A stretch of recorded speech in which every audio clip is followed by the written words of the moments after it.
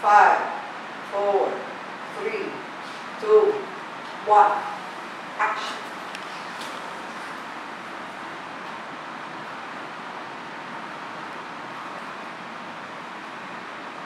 Bakit? Bata pa lang ako. Maski wala akong ginagawa. Tinatawag mo nila ako. Puta. Puta. Basta daw lalaki, ihaya daw ako. Sabi ko, sige. Sinasabi na nila. Gawin ko na nga. Nang kilala ko si Monica, gustuhan ko siya kasi ibang-iba siya sa lahat ng nakilala ko. Mabait siya. Malinis. Parang siyang birhe. Parang hindi niya kaya gumawa ng mali. And I hated her. I hated her for being so clean. So good.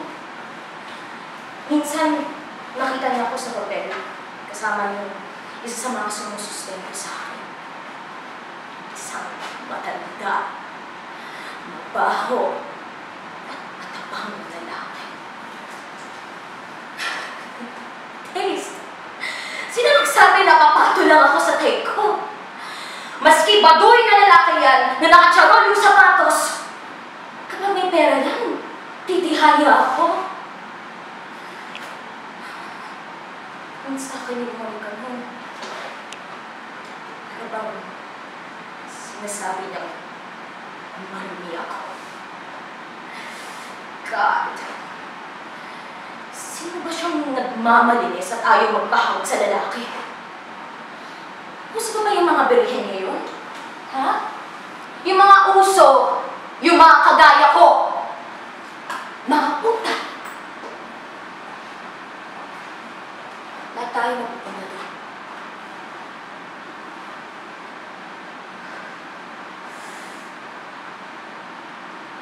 Maski si Monica.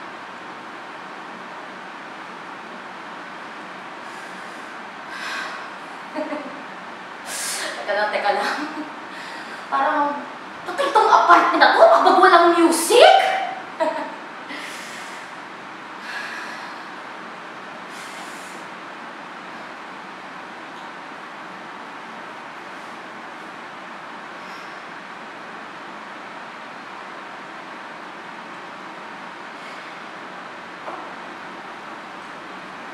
Thank you.